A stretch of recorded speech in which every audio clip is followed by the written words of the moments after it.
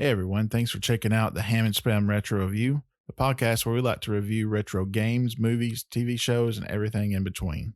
Check us out on all the social medias, including Twitter, where you can find us at Ham and Spam Games, Instagram, which is also at Ham and Spam Games, Facebook at Ham and Spam, and even YouTube. Just search Ham and Spam Retro Review.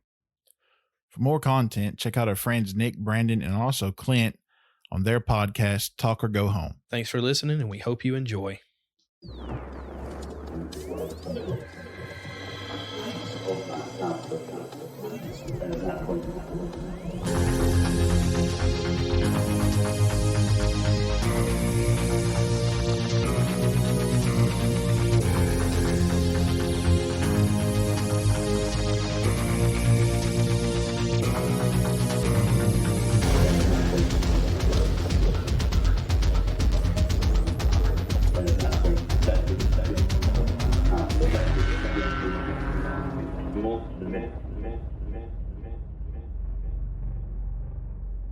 Do a barrel roll. All right. Thought you were going to lead us in. I like you leading us in because you're like, okay, Clint, I'm waiting on you. Yeah. I'm waiting on you. I'm waiting on you. Are we recording? No. Yeah, we're recording. No, seriously, I'm waiting on you. Go. Oh, hey, welcome back. Another episode of Ham and Spam Retro Review. The only retro review podcast you should be listening to. Yes. Ever. Also forever. The least professional. Very much so. So, Clint, we're back on the N64. We are today, and we are up against a time crunch. We are actually recording and releasing on the same day. Yeah, just what, 6 hours from now? Yeah. So we Less got than 6 hours? Yeah, so we've got to get this one edited and put out pretty quick. We really got to stop procrastinating. Well, Maze is playing golf, so golf kind of took most of the time this past week, and then we were actually free this weekend, but we just couldn't make our schedules work out to where we could get together.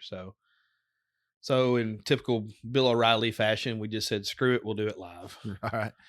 So our game is StarFox 64. Right. And before we get too much into it, you told me when you came here today that an old mutual friend of ours, well, I guess I kind of know her through you guys, so I don't guess she's technically mutual, but yes, I said she contacted you about the show a little bit. Yeah. My good friend Emily. Yep. Shout out to Emily. I told her I'd give her a shout out. You told me that she's listened to almost every episode. Well, she says she's listened to a lot of episodes. Specifically, well, then you lied to me, Emily. I'm sorry. I did. So specifically the N64 episodes. Okay. She's a huge N64 fan. She pointed out that we're a little hard on the N64. Okay. All right. In retrospective, yes, we were pretty hard, but at the time it was amazing and we both loved it. Oh my gosh. It was my absolute favorite thing of all time when it came out. It's just, I think sometimes we kind of get the whole review critic thing, let it go to our head, kind of like Homer did. 5 thumbs. What is that? 5 thumbs up. Yeah. Because we look back and that controller was wild, but it was. But here's the thing: the majority of our reviews take place on the original hardware, and it's tough playing those games a lot of times on the original hardware when you've been used to the other stuff. Especially when look, over 2 decades later, the analog sticks are not what they used to be. Right. Look, here's the thing. Newer game systems are like filet mignon, and N64 is kind of like a McDonald's double cheeseburger. No, that's not right at all. I'm sorry he said that, Emily. You can get a good look at a steak by sticking your... Stop. All right. No, the N64 it's a great system. Had some of the best games ever. Oh, absolutely. I'm picking fun at it a little bit. I mean, we've been a little rough on it, and understandably so. But at the same time, it's not that it just diminishes any of the love that we had for it now or even then. So just to clarify, Ham and Spam love the N64. Yes, we do. And Emily also had a request for a future game review, which we will not reveal right now, but we will get to it. You know what I'm talking about. Me? Yeah. Yeah, I do. All right. Hopefully. Stay tuned, Emily. I've got to get it. That's the thing. If we're going to do it, I've got to get it. I've got it. Well, I've got it on the way. I Or thought I had it. okay. I really honestly thought I did. I didn't. So while I was talking to her, I went ahead and ordered it. Wow. Emily, if you wanted to know what Hammy was doing while y'all were talking, that's what it was. I So, also this need was a phone call. Snapchat. Snapchat. Okay. I also need to get a specific controller for it. So Okay. we will Super Scope. Sorry, I we didn't mean will- to. I we didn't will- mean to spoil it. Super Scope 64. Was there a Super Scope on the N64? I don't think so. Anyway, so that's The coming world up. missed Emily. out. Nah, I think that's about the time flat screen TVs kind of started becoming a thing. In the mid '90s. No, not that kind of flat screen. Not just they were still Oh. CRT, but they were flat screen. And I just don't know if it works exactly the same because the old CRT TVs were kind of curved. That's me. I'm jiggling my foot, and I don't know why. You're wearing overalls. I You am. look I'm like ju- you need a big jug blowing on it, and I need like a washboard sitting here, making some mountain music. Dad, I don't see how this is helping. Play the jug. Yeah. Ho. All right. That's no Simpsons references No, it's not. There's no such thing. for now. Before we get into our review, let's get back on track. Yeah, let's do that. Quick thing. I'm in my overalls because I've been working in the yard today. I knew we were going to have to stop and do this. It's been beautiful the past several yeah. days. I mowed yesterday, so There you first mow of the season happened early March. And I just got some stuff to do around the house. So we got 3 dogs, and they like to chew and drag things out and mess up everything. So Why they act like they're going to kill me every time I drive up? because they're colorblind and they think that your truck is red, not blue, and they just don't know until you get out, and then they're happy to see you. You know what? I'll take it. All right. So StarFox 64. I've said several times, I think on the show, that I basically saved up my own money for a year to get my 64. And I got it, I think, somewhere between October and November. But I didn't have a game. I didn't own a game until Christmas. So I just rented Super Mario 64 over and over to the point where when Christmas came around, I'd already beaten Mario 64. Yeah, you didn't want it anymore. So my first 2 games I owned were StarFox 64 and Diddy Kong Racing. Wow. Okay. All right, that's a little And trivia for you. I was extremely pumped for StarFox. So we, a long time ago, back in episode 4, Maybe. 3, 4, 5. It wasn't 5. 5's 4, I think. We reviewed Star Fox 2 for the SNES Classic. Yep, that was 62 games prior to this one. We kind of didn't review that one super favorably because it's a little weird. It doesn't have a whole lot that explains how to go through it, how to play it or whatever. So, obviously that didn't come out till just a couple of years ago to the public, I guess. But was it in Japan? Am I missing that? I don't think it was. I don't think it was. I think it either. never released. So I think because of Star Fox 64 it didn't release. Right. That was the going thing about it not being released the first time around because Star Fox 64 was already in development. So we were discussing before we went live, like, where does Star Fox 2 fit in this? And I don't think Star Fox 2 is technically canon now. No, because of the way it was released. I didn't know the original and Star Fox 64 were related. I thought it's basically retelling the original. It kind of is, but it's still related. But you said it was set 5 years later? I think so. Based on the timeline and the story and everything, what I'm gathering from it, it's 5 years later after the original Star Fox. And if I'm wrong, please. So it's a sequel. Yes, without being called 2. All right. So there you go.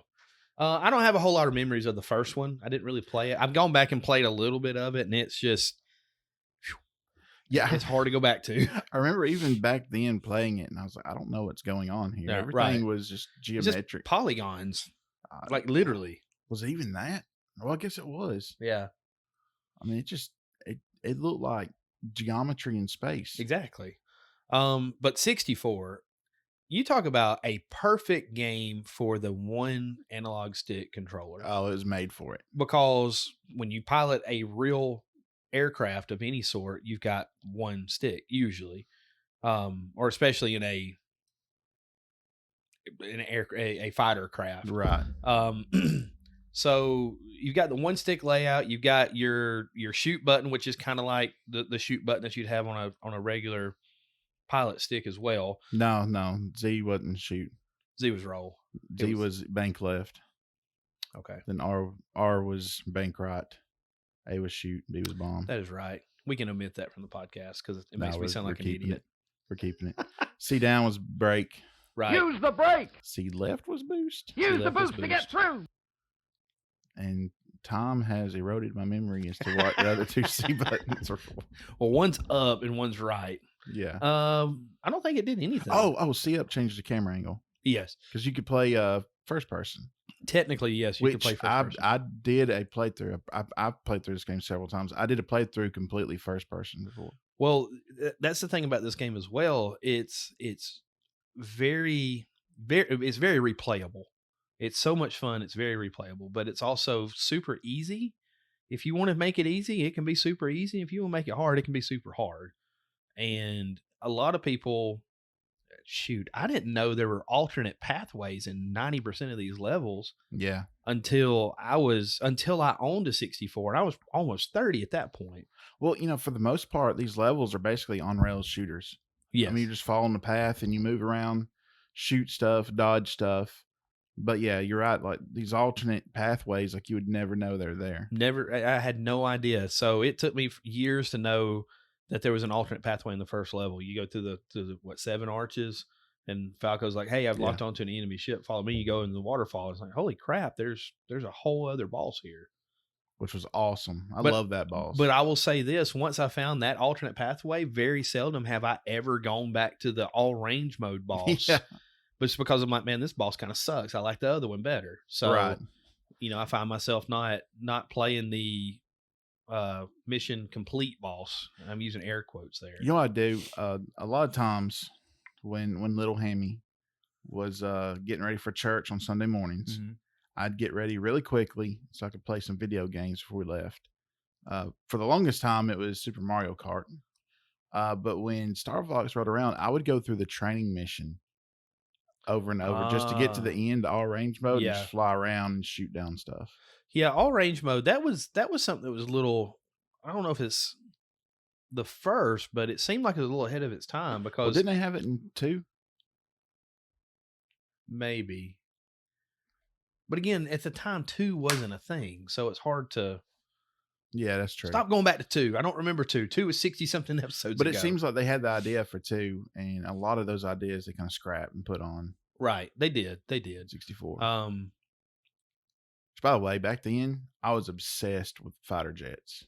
Yeah, you. Go ahead. To this very day. Look, that border has been up on my wall since I was probably 8 years old. Right. And it's still awesome.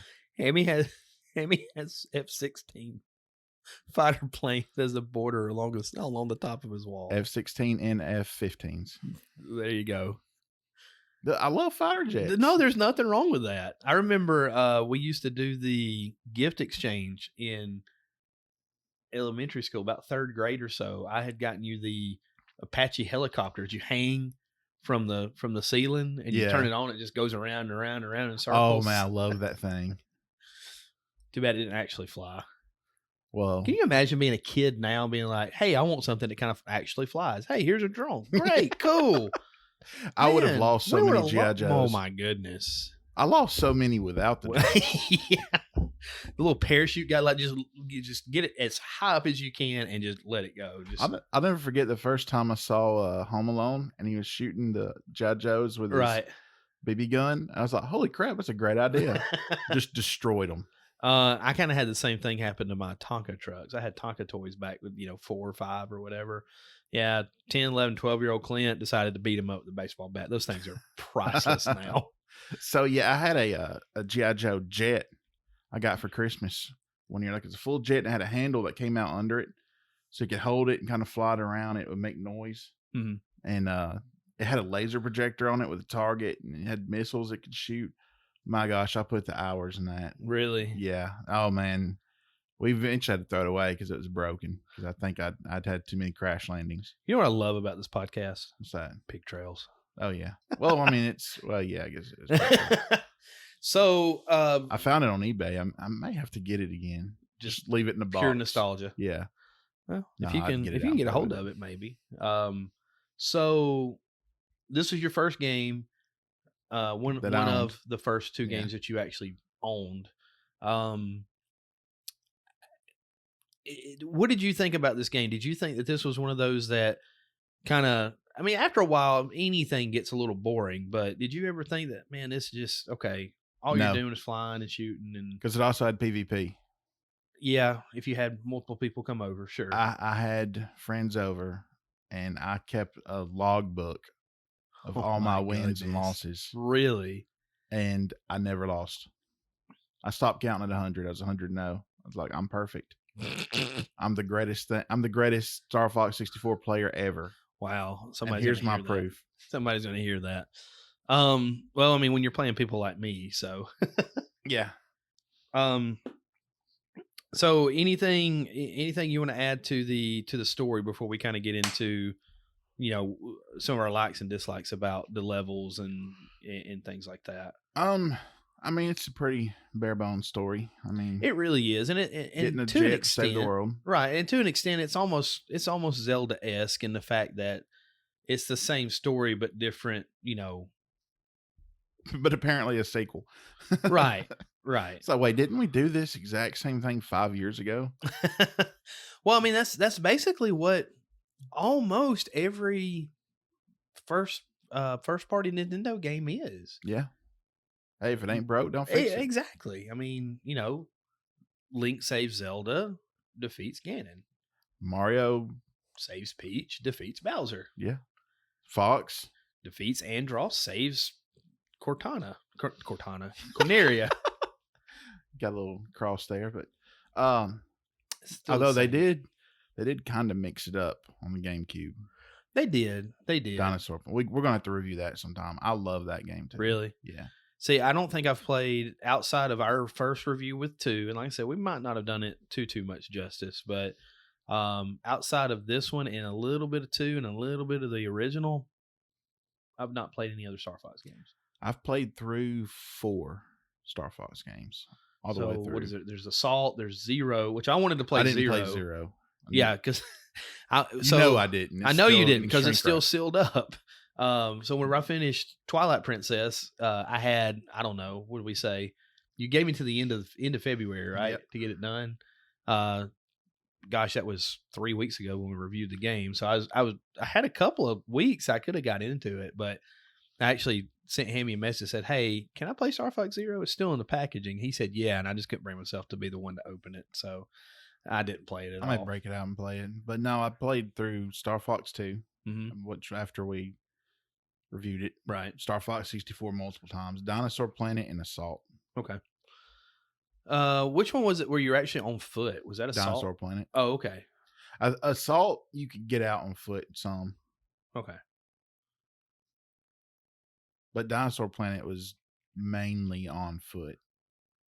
It was kind of a strange Super Mario Brothers 2 situation where it was a different game that was planned. Whoa. And then they added Star Fox later. Because I think here recently, the original developer released like just the Dinosaur Planet. I don't know if they released like the game for emulation. I think it was. Like you can get there how they originally wanted it without the Star Fox characters. Wow. That's cool. It's kind of funny how that all comes back full circle, years later, like, hey, we got a deadline. Let's just put Star Fox in this game. Just call it Star Fox game. Yeah, it worked before. Speaking of, before we get too far away from it, I did want to give a shout out to the guys from Finish the Fight, a gaming podcast. They mentioned us in one of their Instagram stories about Super Mario Brothers 2. Super what? Mario Brothers 2. They were asking everyone what their thoughts of it was, if anybody actually liked the game or not. And they, gave us a shout out that they were actually able to made us play it and review it. And we told them we wanted to hear their full in-depth review of it because we didn't do that. Yeah. You hated it. It was trash. I'm sorry, buddy. I'm sorry you felt that way. Okay, so several pathways, several planets. First planet's kind of your gimme planet. Very, very simple. Corneria. Fourth planet in the Lilac system. I love that you remember that. So it's kind of, that's basically Earth, their version of Earth. Was it their main planet? That's their main planet. Okay. Yes. The other ones aren't inhabitable, but there are things there, I guess, like stations and well, I can't say that others aren't inhabitable because you've got the wonderful Independence Day ripoff planet. Oh yeah, it's amazing. I love that planet. Anyway, so you're basically learning how to do all your stuff with your fighter plane. You're learning how all of your stupid teammates work, where they all fly out in front of you. And by gosh, they can get shot down. Yes, they can. And you can be the one to shoot them down. And they will let you know, hey, knock it off, Fox. Because if you don't play things right in this one, you can lose Falco like right off the bat. Yeah, you can. No, Slippy. Slippy? Yeah, Slippy's the first one. Okay. But then, and trust me, we've got plenty of one-liners from the cast of characters there. So take care of the guy behind me, Fox. Again, very basic. Do a barrel roll. Who's your favorite wingman? Falco. Falco was cool, wasn't Falco was just too cool for school, man. Yeah. I hated Slippy. Slippy was always in the way. So why are you here, Slippy? I don't mind Peppy. Peppy fits in more the way I look at it. Peppy fits in more because of the past games and the lore, the StarFox lore, where he was there with his dad. Because there's plenty of times where Peppy needs some help and you'll save him. He says, your father saved me like that too, or something. So you were a terrible pilot back then as well. This brings back memories of your dad. Little spoiler alert in Star Fox Assault. Mm-hmm. Peppy kind of retires. You get a new team member. Okay. Which was a character you meet in Dinosaur Planet. Was it? Oh, I think I had Crystal. Yeah. Yeah. The blue fox. Right. Too many foxes. What does the fox say? I'm hit. I love you for that. So again, you either get mission complete or mission accomplished. Mission accomplished is the one that you kind of are striving for. Yeah, it's the secret route, right? Right. Secret route or so many hit points route, but it's the one that will at least let you pick which way you want to go. And this game had a interesting scoring system. Like multi kills got you more points. Right. Was it the Homan shot would get you more points? I think sometimes. Oh my gosh. Carrie has just walked in. You know what she's got with her right there? Those are root beer floats. Oh my goodness. We are going to have root beer floats live on air whilst talking about StarFox 64. I love you. Just so the world knows, I love you. God bless you. How dare she interrupt our podcast for this band. So again, where were we? What were we talking about? I probably shouldn't ask you a question. Point system. I think everything pretty much was one, but I think you did get a bonus point here or there if it was multi kills. I don't think you got bonus points for the bomb kills or anything, did you? Not all the time, anyway. Mayhaps. I don't know. You are eyeballs deep in a root beer float right now. I know you wanted to get, was it 3 silver rings? What did they do? Well, I'm glad you asked. When you get 3 silver rings, it will up your it will gradually refill for every one, but I think it will fully refill every 3 that you got. Okay. See, I don't want to misspeak because there's Was it the gold rings? There's the gold rings, there's the silver rings, there's the silver stars, and then the gold stars. And the wing repair, the laser upgrade. Right. Blue was the... Gosh almighty, the number of times that I wish there was a laser upgrade and there never was one. That single laser is about the most useless thing in this game. Single green laser. The only thing that's good about it is the charge. That's the only thing you can use out of it that makes it worth a flip. Then it was the double green laser, then the double blue, right? Yes. Bombs, laser upgrades, twin lasers, then hyper. They call them hyper lasers. Clint consults his notes from several years ago. So when we first started the podcast, we had everything mapped out for like what, the first year, pretty much, right? Mm-hmm. And we kind of got off script a little bit with COVID and everything else. So these notes literally were set in our Google Drive for however long now, because this says episode 45. Oh wow! Yeah, and it's 2019, and it's 59 now. This episode will be overall number 59. Okay. So I mean, it's not too far off, but you got to think there's a whole year there where we put out bonus episodes. And, yeah, we didn't really do much. Right, we just kind of hung out when we could and went with that. But you've got the silver rings, which is your supply ring, and it's a slight shield recovery. You got your gold rings, which will increase your shield capacity. If you get 3 and then get 3 more, you will get an extra R-wing. I didn't know that. How about the thing that this your ship is called an R-wing? X-wing was taken. Well, I guess so, but I automatically thought that it was R. Did they just go through Star Wars and be like, all right, which letter did they not get? X, Y, dang it. A, B. I love when we're on sync like that. And then you've got the gold star, which is a significant shield recovery. I couldn't find out what the silver star was. I guess just a slight shield recovery. But yeah, so there's those notes. It's a casino and resort, isn't it? In Mississippi, it sure is. Well, there's my root beer float. I haven't even touched mine yet. So we're still on the first level. Then the next one, there's two different ways. So I don't know how exactly we want to go into this. So if Meteora. you go, Let's go Meteora. Okay, so it's Meteor Field, right? It's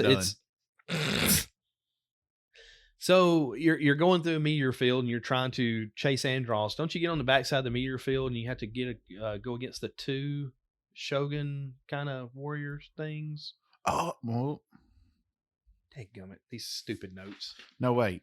I thought it was the big...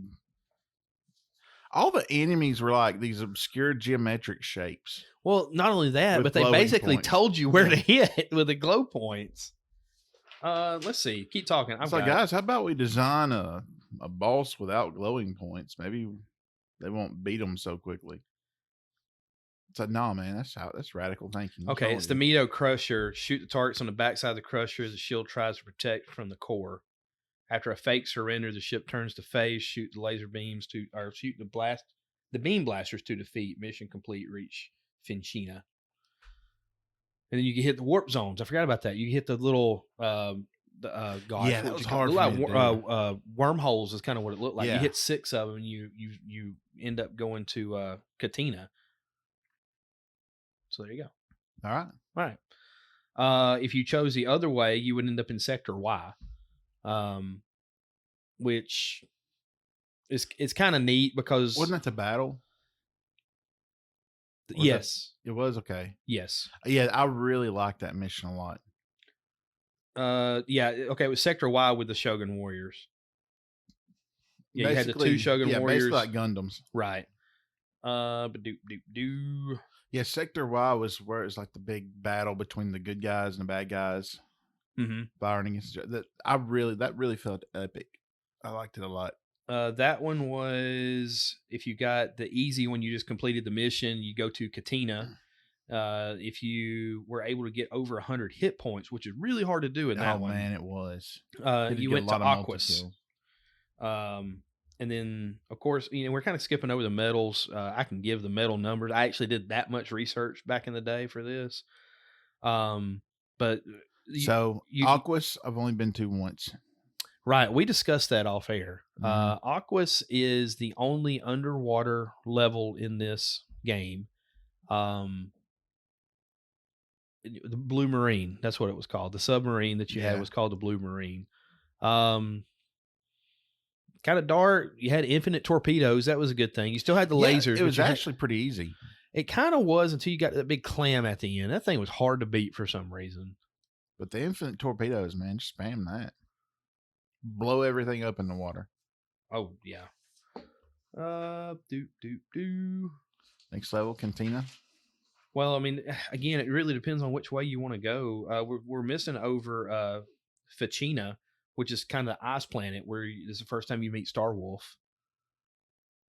Don't just say, okay, you don't remember this, do you? No, I very vaguely. Icy planet that previously served as a defense post. Starwolf's planted a bomb in the base. So you have to defeat Starwolf. Once you defeat Starwolf, Fox goes, I'll go take care of the bomb now. Yeah, and he just flies inside. Right. There's nothing after that. He flies in the front door. Right. Yeah, it was so it's kind of timed. I don't know how the time goes. The whole thing was a fight with Star Wars. I take that back. It's the bomb's getting ready to explode. So you've got a timer going above you. If you beat Starwolf within the time, you get the mission accomplished. That's how you get the good ending, quote unquote. But if you can't get Starwolf out before the end, then the bomb blows up and you just go on about your merry little way. I very vaguely remember. I don't think that was one of the planets in my main route. It's not. It's not. It's one of those that, well, according to this, you have in order to do it, you have to go the hard way in Meteora. It's Meteor. Okay. Meteora is a Linkin Park album. We've called it that. Just realized that. Oh, fantastic album. Had Faint, one of my favorite songs from them. Yeah. I almost want to sing a song. I'm going to refrain from that, though. Katina. Gosh. Katina's the Independence Day level. That's what everybody knows. Yeah. That's what everybody knows this level as. The hatches are open. So this is just a frontline base. Nothing super, super fantastic. You've got all these ships flying around. You run into your old buddy Bill. The whole thing's all range mode, isn't it? Yes, the entire thing. So you've got this big temple-looking thing in the middle that serves as a base, and this kind of UFO. It's like a pyramid, right? This UFO thing is moving from, I guess, the top right of the screen when you're kind of looking at the map. I know, but it looks just like the ships from Independence Day. 100%. And the only reason I think they didn't get any kind of flack from whoever produced that, I forget now. That's Nintendo. Who's gonna give them flack? Well, that's true. Well, Fox probably didn't know Japan was a place either, so there is that. Yeah, it's all range mode. You got the saucer. The little hatch things come open. You got 4 to shoot. The hatches are open. I got to get that to you so you can put that in here every time. Hatches are open. Oh, goodness. You're trying to defeat the enemy. You ever felt it? Yeah, I have. So, and that's what I was going to say. I felt sick to my stomach when I felt it. Really? Yeah, because it's like I let them down. So the only difference between this and Independence Day. Smith and Jeff Goldblum down. What have I done? So you got the 4 hatches. You hit the 4 hatches. The center comes open, and you shoot the center, and you crash the thing, and it saves the day. And Cousin Eddie flies into it. Doesn't it basically just crash into the base anyway? I think so. We did it. We stopped. We did it. We stopped them. They crashed on top of the base. We're good, but they didn't use their ultimate weapon to destroy the base completely. It's a moral victory. Exactly. But if you fail it, the saucer actually turns all the way over. So it's coming in like this, and then it turns 180 degrees to fire its main weapon. Makes no sense. It doesn't. And like I said, I think that's the only thing they could do to get past the copyright stuff. It's like, look, they're blatantly ripping us off. Well, except for that part. Okay. I see what you did there. Well played, Nintendo. I can't remember. Did this game come out before or after Independence Day? Independence Day was like 96. Really close together. I think this was Can you 97 imagine? or 96. Okay. I don't know. Can you I got imagine your Wi-Fi password. I can look that up. Can you imagine if they had to go back and make that ship flip over just to fire the main weapon, just to keep out of any kind of lawsuits? Like, I wonder. I mean, that's one thing I've always wondered. I've never really thought about Googling, but I've always wondered it. If that's a blatant ripoff and they had to go back. April 27th of 97 is StarFox, mm-hmm. and Independence Day is, I want to say it's 96. For some reason that sticks out. Yeah, 96. Okay. While we're sitting here talking, can you see if the StarFox 64 Katina Independence Day and see if there's anything on that? Yeah. Keep going, next level. Okay. So Katina, if you fail, quote unquote fail, you go to Sector X, and if you win, you go to Solar. I hated Solar. I hated Solar because you had to stay at the top of the screen, mm-hmm. and all you heard was that stupid alarm go off the whole entire time because you're going to burn your R-wing up when you're basically. Like, why are we flying into a sun? Why is there anything on the sun? Like, can you imagine how the R-wing would have? I mean, like how heat resistant it would have to be to go to the sun. I mean, think about how hot the sun is. Funny. Sector X. Oh wow! Apparently, it was an intentional reference. Oh really? Mm-hmm. Well, no wonder why everybody calls it that level, the Independence Day level. In fact, the character that's the hatches are open guy, Bill Gray. His name is a reference to General William Gray from Independence Day. Whoa. So it wasn't a coinkydink. It was not. Wrinkle in the brain there, buddy. Mm-hmm. That hurts. Why does it hurt so bad? All right, I think we got everything on that page. Katina, we kind of went over Aquas. Aquas. Let's see. What do your notes say? Well, it's a 2-page note. I've got 4 pages of notes here. The clam destroyed its tendons, revealing its eyes. That's Aquas. Yeah, that's Aquas. If you beat Aquas, you just go to Zonus. Aquas Zonus. Very original with your name. Which one was Zonus? Zonus is a planet of toxic waste with a rumored supply base. It's the Searchlight level. You've probably never been there. No, I have. Yeah, it's very hard. Is this a tank? No, it's not. Nope. Okay, I was thinking it was. The tank was only 2. The tank was Macbeth and Titania. Okay, where Slippy gets hit by that thing in Sector Y. Yeah. So no, I do remember the Searchlight level. Because if you hit all the you had to stay out of the searchlights, but you had to shoot them all in order to get the mission accomplished. Yeah, that's probably what it was. That's one that I think I only did that once or twice. Yeah. Again, not my usual route. Again, because you had to go through Aquas to get to it. So anyway, so we are so off kilter. Dupe. No, we're good. Katina. Okay, yeah, we go to Katina. We've talked about Katina. If you lose, you go to Sector X. You win, you go to Solar. So, Sector X. I should need a degree to keep up with these routes. You almost do. Andros is building a starbase near Sector X, but sensors detect a debris field. Upon arrival, the StarFox teams find the base has been destroyed by a robot that has gone rogue. An awesome level. I really like this one. Yeah. Because it's the debris level. So, this is the one where you have to shoot the gates, right? On the left-hand side, you have to shoot the gates and open them up to go through the warp. Maybe. I do remember because they get there, they're like kind of secret route. Go through the warp gates to warp to Sector Z. Bill will appear if you went through Katina to help you open the warp gates. The end of this level, you have the Spyborg robot. You've got 2 different scenarios. One, Slippy's hit, and he goes to Titania.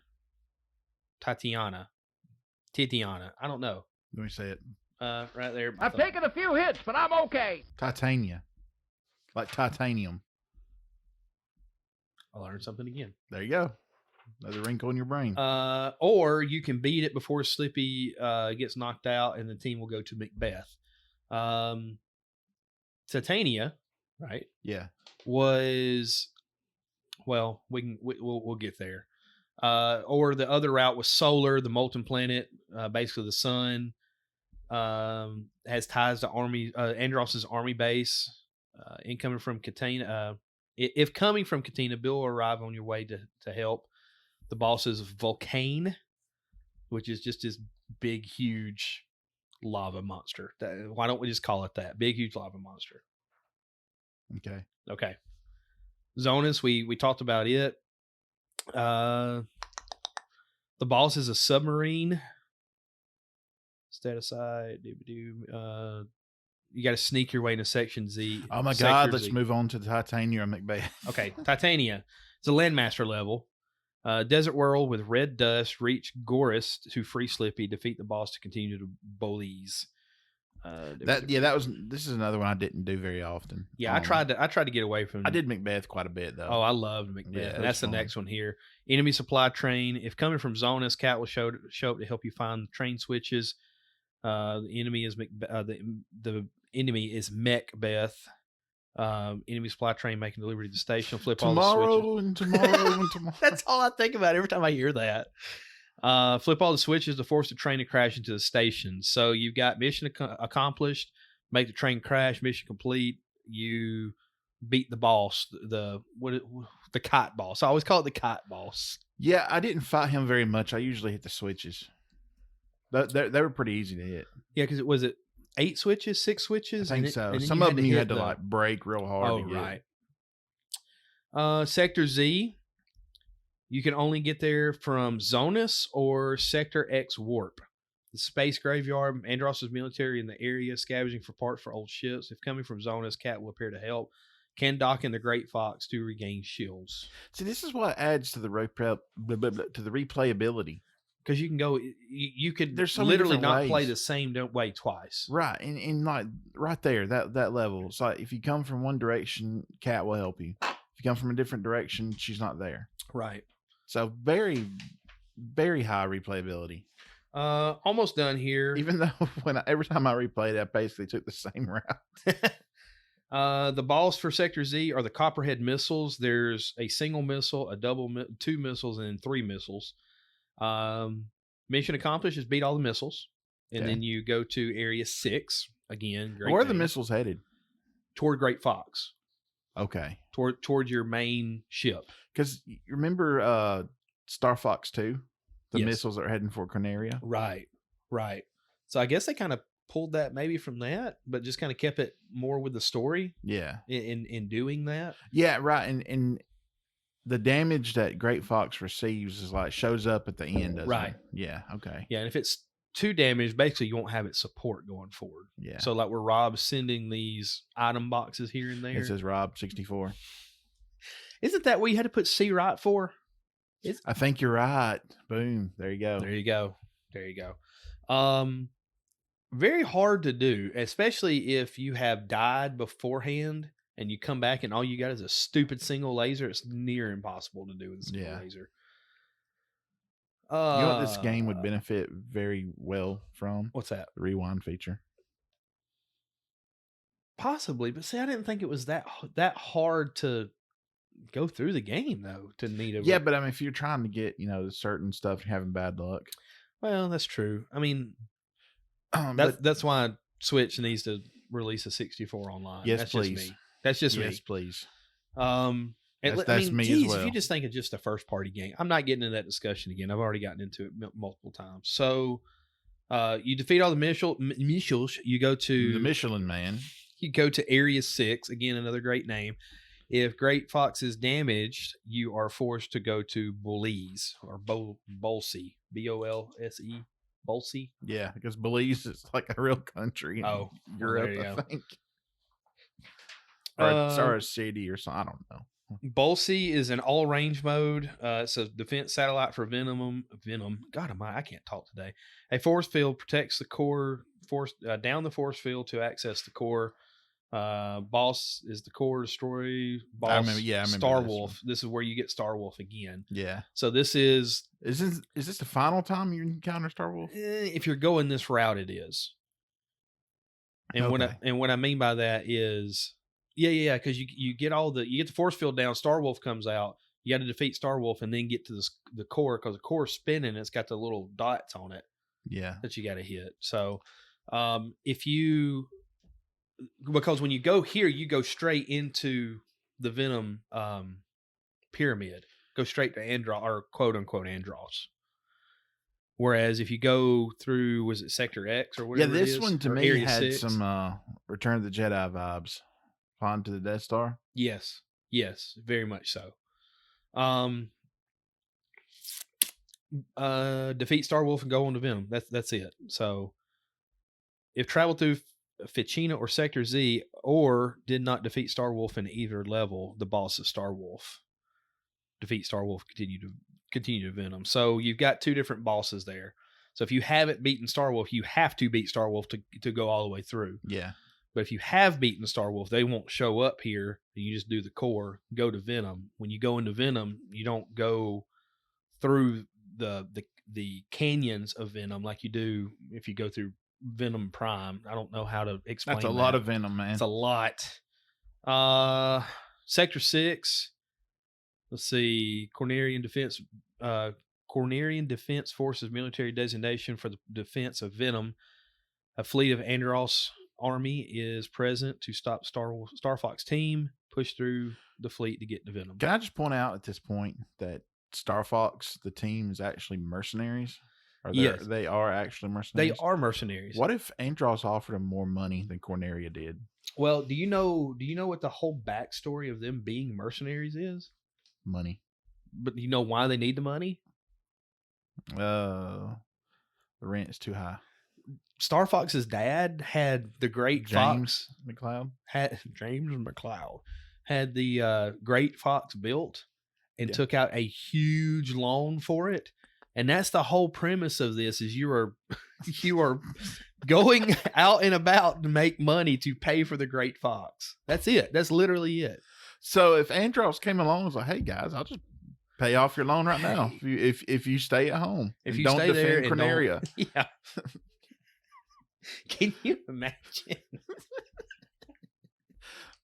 Fox is like, "Oh yeah, okay, stay home and just kick back and do nothing. Just don't destroy this part." Now I'll agree to it, because that's where I'm going to be. Now I'm gonna be in the Great Fox, my paid for Great Fox. So Area 6 to me was the hardest boss.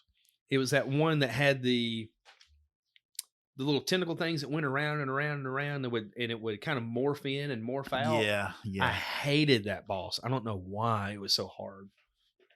Maybe because that was another one where I died a lot and only had. Well, usually by the time you get to this point, you're low on lives. Yes. Basically defeat the boss and go to Venom. Venom is the homeworld of Andros, desolate place with no oxygen, lots of smog that prevents the sun from reaching the planet's surface. And Andros is a giant monkey head. Again, you got Pigma too. Nintendo is obsessed with monkeys and pigs. I don't know why. One throws They're feces evil. and the other eats its feces. So They're just evil. So if you got the boss easy, you defeat the robot Andros, and the Golem, which is an 8-block rock. So that thing is running away from you, and the horizontal pillars come out. And you have to fly between them and all that. If you go to Venom 2, you're coming from Sector 6. The StarFox teams arrives on the doorsteps of Andros's lair only to be greeted by Starwolf. So I lied. If you come from the easy way, you have to play through Venom. Yeah. If you're coming from Sector 6, you come right outside the pyramid to access Sector 6? Coming from Sector 6. Okay. What about Sector Z? Where is that at? Was it the graveyard? What was Sector Z? Spaceship graveyard. Okay. Yeah. All right. So, full disclosure, your hashtag there. I've only beaten StarFox through that route once through Sector 6. Through the hard route? Yeah. Okay. Basically, it's one of those. I just want to do it to say I did it, and I did. And holy cow! Oh my God, why? Yeah, a lot of Mountain Dew. Yeah, for real. So if you go to Venom 2 and you have to fight Starwolf for the final time, they have the 2.0 versions of their ships, and they're faster than yours, and it's hard. I really have a whole lot of trouble with them. Really? Yeah. Oh, it's hard for. I don't know. I'm a StarFox 64 Ace, 100 no in PvP, so it wasn't really a big deal. I hate you. That's basically it. Defeat Starwolf. Go to the planet's core. So did you ever beat it on that hard difficulty? Yes, I have. It took everything I had, and it was hard. It was very difficult. Try a somersault. So something we didn't talk about, the music in this game. What'd you think of it? Typical Nintendo music. I mean, I liked it. It fit. I don't know.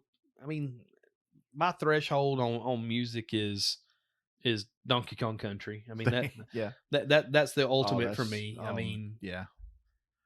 And me too. I mean, the music kind of took a little back seat for me, I guess, because I was so focused. Because this outside game of the main theme, because I've had the main theme in my head ever since you showed up. The game requires a lot of your attention. But I do remember the music was very good. Yeah, I'm not saying the music was bad. It's not something I've actually sought out like other games. Right, exactly. We probably need to go ahead and beat the game real quick. So if you go through Venom 1, where you had to fly through, you defeat Robot Andross. That's not the I thought you meant we need to play it like right now. No. That's not technically the the ending that it's supposed to be. If you go through Venom 2, defeat Starwolf, you end up with Andross.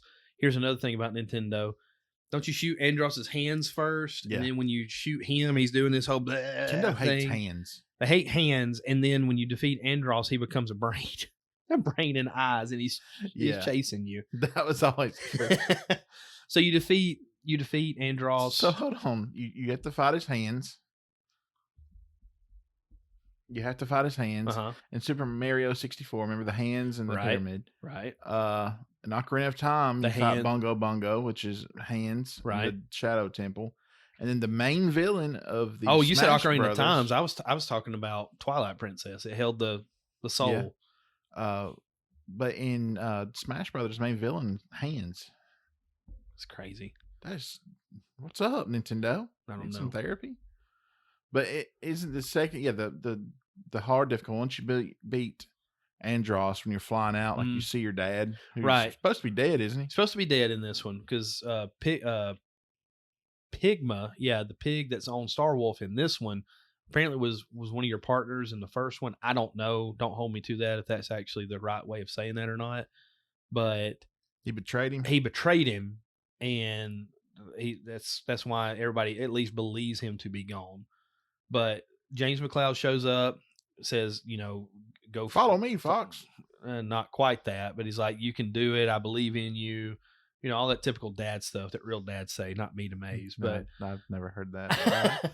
So you get out of the pyramid, and then everybody's like congratulating you. And if you'll notice, Fox is like looking all around in the cockpit trying to find his dad. He can't find him. Yeah. So it's like, was it really him? Was it the Force?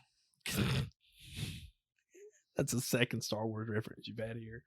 But anyway, that beats the game. At the end of the game, based on the number of fighters you have downed, is the check that you get, the aforementioned check to pay for the Great Fox. So that's the game. That. So that's why you're getting the check. So this game, of course, on the N64, where you and I both played it. Did you know it's on 3DS?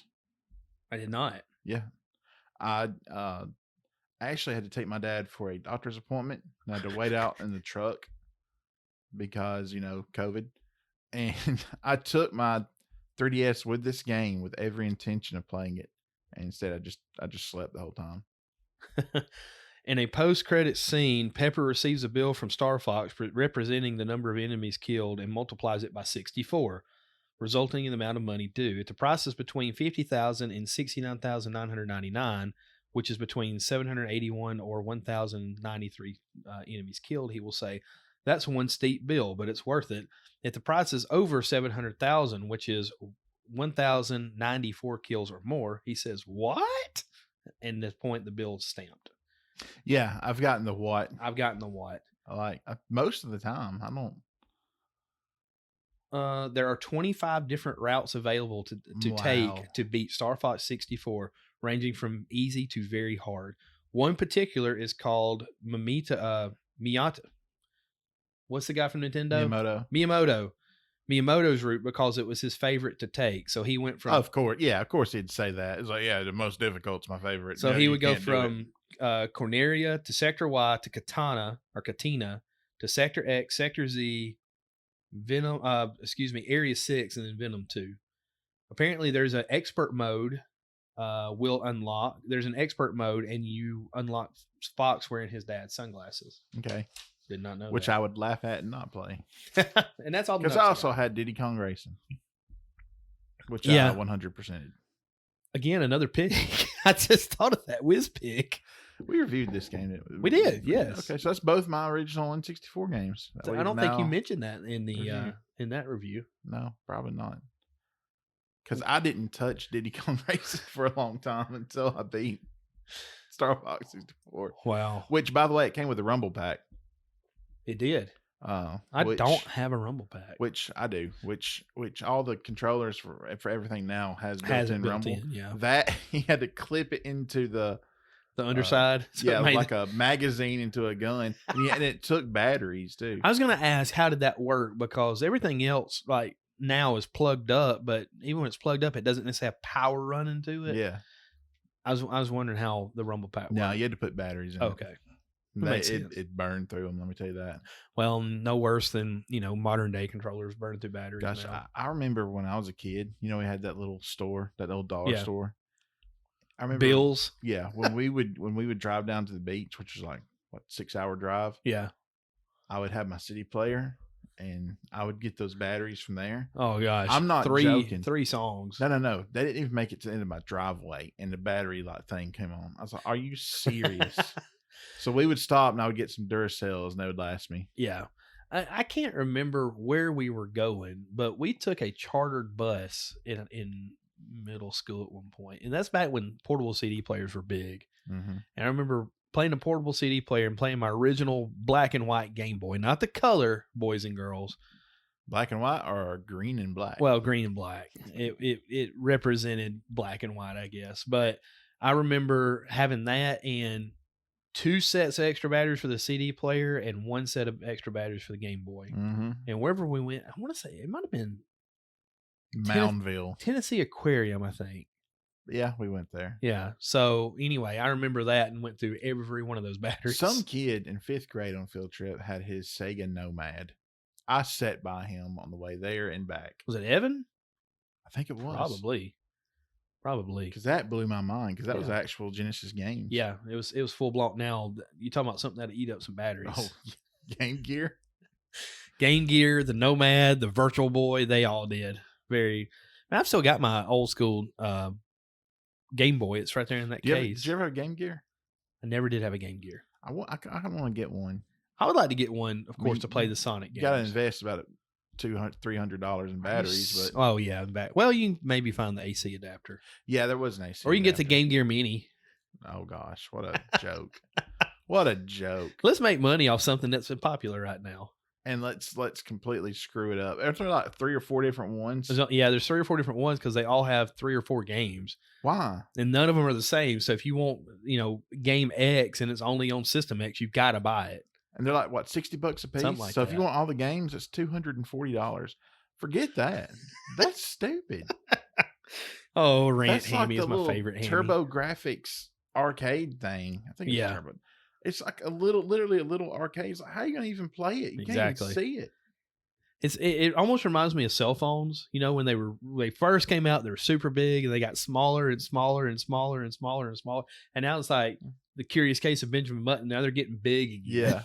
Well, they got better screens, I guess, because phones are no longer just phones. Yeah.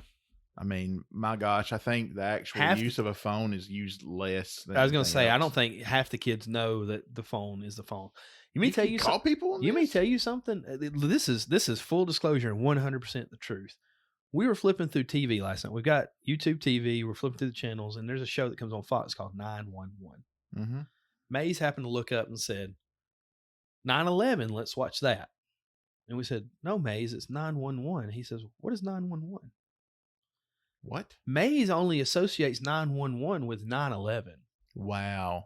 This group of kids, or at least Maze, didn't know that you dial 911 when you need emergency services. There was nothing about Joe Walsh. No. Was that Rescue 911? Yep.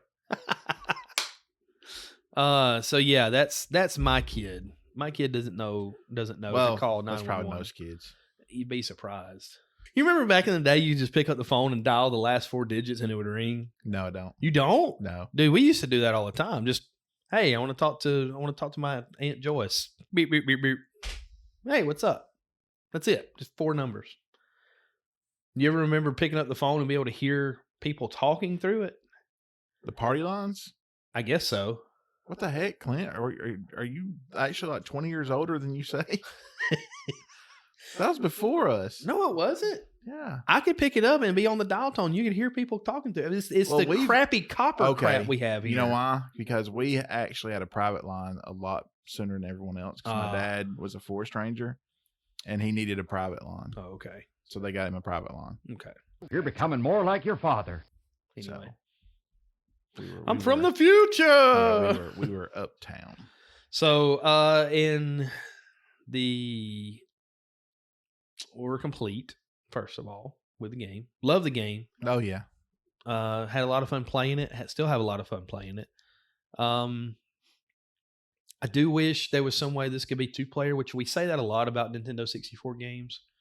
I think this here would have been a good split screen 2-player. Should they be able to load it all up? I don't know system capacities and all that kind of stuff. Anything else? You know, it'd be great. Just another StarFox game, period. And a Super Metroid game. Hey, Nintendo. Get off. Yeah. How about a Zelda 35th? Yeah, that would have been nice. Still rumors that it might. Yeah, I don't put a whole lot into it right yet. No. So, you got anything else you know to talk about before we head out? No, I'm good. Okay. Well, just for the sake of time, we probably need to get out here so you can put this thing together real quick. Yeah, I need to edit that. Guys, we appreciate you. Anybody looking to get with us and letting us know what you want to do, hit us up on all those social medias. Do we want to tell them that the website about the website? Yeah, it's no longer there. Well, I'm kind of looking into doing something different. I've got to get with Baloney. No, he hates that. I got to get with Casey on all the domain stuff since he technically owns the domain name. But I think I found a way to get around some of that we were talking about. Well, the thing is, I mean, with the website, I mean, well, he said it was getting great. It's cool and great, and it's one centralized location, but people don't go to websites anymore. People go to social media immediately. Yeah, I mean, I never go to website. I go to Twitter, Facebook, YouTube. Well, the only time I go to the website is when I'm at work, and I try to go to but I don't even go to our website because yes, everything's there, but I mean, I'm the owner too, so I agree. You just go to social media. It's just easier. Yeah. Anyway, the website's no more, so that's why we've kind of changed up our intro a little bit, trying to pull people away from the website. That way they're not looking for it, saying, hey, what the heck, y'all are advertising it or whatnot. So first... That one guy is still on America Online. I listened to that crap for 45 minutes and I can't find your website. Oh, why does he sound like Brandon Hyde? I was thinking Hank Hill, but okay. Well, yeah, we're still here. We're still around. We're just not going to advertise the website. Just again, I think Casey said there was 3 people a month going to it. Yeah, So. and then it's the cost versus traffic just doesn't justify. Yeah, unless you people want to send us money, then we might throw it back up there, but Yeah, probably not. So, anyway. all All right. Well, that's it for this episode of the Ham and Spam Retro Review. Thanks for joining us, and we will see you again next week.